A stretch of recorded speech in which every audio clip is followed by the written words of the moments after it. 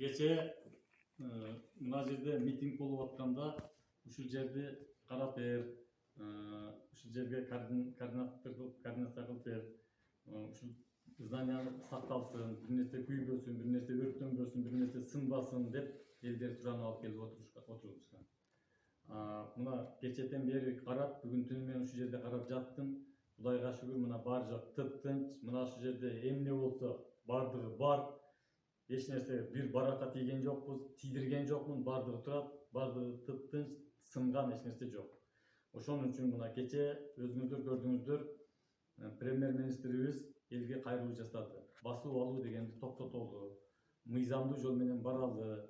Эгерде кимдир бирөө арыз жазып чыгып кеткен болсо, биринчи орун басарынын иштеп турсун, бирөө буйрук алып барганга чейин деп кайрылуу жасаганынан биринчиден мыйзамды сыйлап, экинчиден ушу жаңы болгон премьер-министрибизди сыйлап, мына ушундай кылып мен азыр мына өкүлдүн биринчи орун басары менен орун басарын чакырдым. Мына ушул зданияны бүтүн бойдон ушу кишилердин колуна тапшырып берейин дагы, мен чыгып кетейин.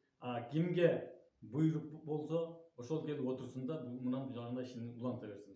Бүгүнкү күндө мынакей, Кудайга шүгүр, элибизге ыраазымын. Мына зданияга карап эч кимиси чуркаган жок, эч кимиси таш аткан жок. Анча-мынча тентектер болду эми, алар менен сүйлөшүү жолдорун жүргүзүп, кичине 1 саат 2-3 чейин биз ушул жерде болуп иштедик, отурдук. Мына азыр эми бардыгы тыптынч, таптаза, көчөдө эч ким жок. Эми аппарат бардыгы келип ишин уланта берсин, күндөгүдөй иш боло берсин, турмуш кете берсин. Биз токтобошубуз керек. Тек машина жүрүп туруш керек. Демек сиздин оюңуз министрдин кечинде жасаган кайрылуусу боюнча айттым. Эгерде ошол